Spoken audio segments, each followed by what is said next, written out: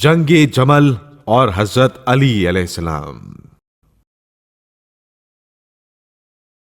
پہلے بیان ہو چکا ہے کہ مسلمانوں کے تیسرے خلیفہ حضرت عثمان چونکہ بہت زیادہ آرام پسند اور مسلمانوں کے حالات سے بے خبر رہتے تھے اور ان کے قبیلے کے لوگ عام مسلمانوں کو بہت زیادہ ستانے لگے تھے، ان کی انہی کوتاہیوں کے سبب مسلمانوں کے درمیان اشتعال پھیلتا گیا، یہاں تک کہ کچھ لوگوں نے کئی دن ان کا محاصرہ کرنے کے بعد انہیں قتل کر ڈالا تھا۔ بنی امیہ نے دیرینہ عداوت کی بنا پر یہ الزام حضرت علی علیہ السلام کے سر تھوپ دیا۔ طلحہ اور زبیر نے پہلے تو حضرت علی علیہ السلام کی بیعت کی تھی، لیکن جب دیکھا کہ ان کی حکومت میں گل چھرے اڑانے اور مطلق الاعلان ہونے کا موقع نہیں مل پائے گا تو بیعت توڑ کر بغاوت کے لیے بہانے ڈھونڈنے لگے۔ حضرت عثمان کے قتل کا واقعہ ان کے لیے اچھا بہانہ بن گیا۔ جھٹ ان کے خون کے دعوے دار بن کر لوگوں کو مخالفت امیر المومنین پر ابھارنے لگے۔ ان لوگوں نے حضرت عائشہ کے ساتھ مل کر بصرہ میں حضرت علی کے خلاف باقاعدہ محاذ کھول دیا اور لوگوں کو آپ علیہ السلام کے خلاف جنگ کے لیے آمادہ کرنے لگے، یہاں تک کہ ام المومنین عائشہ کو بھی جا بہکایا اور اس بات پر آمادہ کر لیا کہ خون عثمان کے قصاص کے لیے ان کے ساتھ مل کر حضرت علی علیہ السلام سے جنگ کرے۔ ام المومنین عورت ذات تھیں اور عورت بھی خاص مزاج کی، اور ترہ یہ کہ ان کے تعلقات حضرت علی علیہ السلام سے اچھے نہیں تھے، فوراً چکنی چپڑی باتوں میں آ گئیں اور ان دونوں کے ساتھ بصرہ کی طرف اس خیال سے روانہ ہو گئیں کہ وہاں کے مسلمانوں کو حضرت علی علیہ السلام کے خلاف بھڑکا کر ایک نئے فتنے کی بنیاد ڈالیں۔ دیکھیں، یہ وہی حضرت عائشہ ہیں جو حضرت عثمان کی زندگی میں ان پر کس قدر غضبناک تھیں۔ اقتلوا نعسلا، اس ناسل کو قتل کر دو کہہ کر لوگوں کو ان کے قتل پر ابھارا کرتی تھیں، اور جب وہ دشمنوں میں محصور تھے تو حج کے بہانے سے مدینہ چھوڑ کر چلی گئی تھیں۔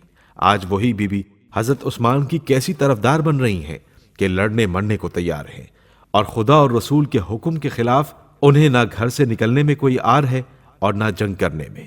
ام المومنین نے طلحہ و زبیر کے ساتھ مل کر بھرپور کوشش کی اور بہت جلد بہت بڑا لشکر ان کے جھنڈے کے نیچے جمع ہو گیا۔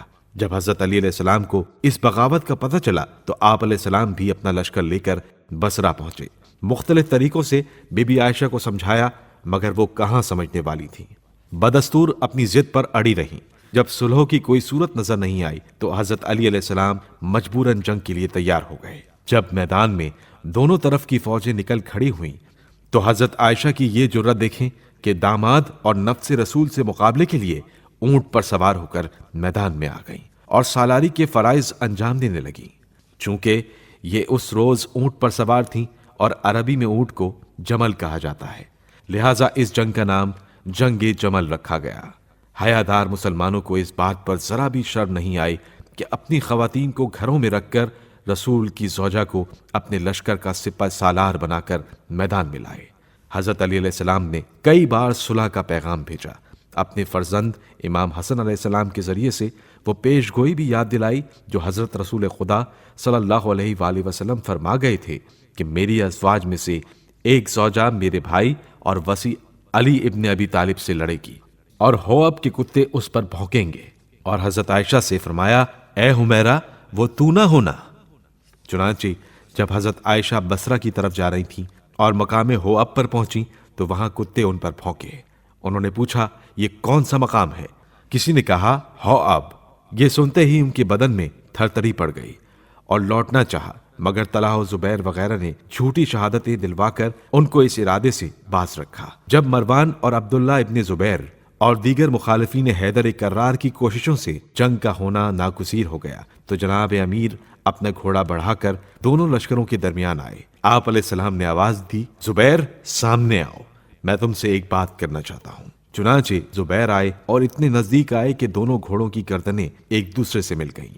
جناب امیر نے ان سے فرمایا ایک دن تم رسول اکرم کے پاس سے گزرے تو اللہ کے رسول نے میری طرف دیکھا اور مسکرائے، میں نے بھی مسکراہٹ کے ساتھ ان کا جواب دیا، تو اس پر تم نے آپ صلی اللہ علیہ وآلہ وسلم سے کہا ابن ابی طالب ہمیشہ ہی غرور میں رہتے ہیں۔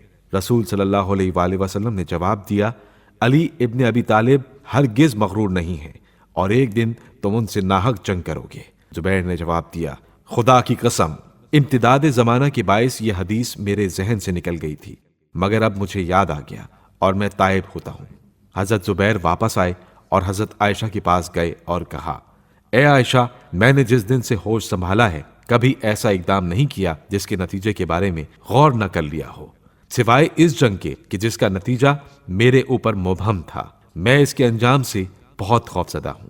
جناب عائشہ نے کہا، اے زبیر، اپنی پوری بات کہو اور جو کچھ ارادہ کیا ہے صاف صاف بیان کرو۔ زبیر نے کہا، میں چاہتا ہوں کہ اس لشکر سے علیحدہ ہو جاؤں اور اپنے گھر واپس جاؤں۔ زبیر کا بیٹا عبداللہ بھی اس جنگ میں موجود تھا۔ اس نے اپنے باپ کو سخت ملامت کرتے ہوئے کہا، بابا، اب جب کہ دونوں لشکروں کو آمنے سامنے کھڑا کر دیا ہے اور کسی وقت بھی جنگ شروع ہونے کا احتمال ہے، ایسے حساس اور خطرناک موقع پر انہیں اپنے حال پر چھوڑ رہے ہو، فرار کو ثبات پر ترجیح دے رہے ہو۔ اے بابا، حتمی طور سے علی کی تلوار اور فوج دشمن کے بہادر شہ سواروں کے ہاتھ میں پرچم دیکھ کر ایسا خوف و ہراس تمہارے دل میں پیدا ہو گیا ہے اور اب تم نے لشکر سے کنارہ کشی کا ارادہ کر لیا ہے۔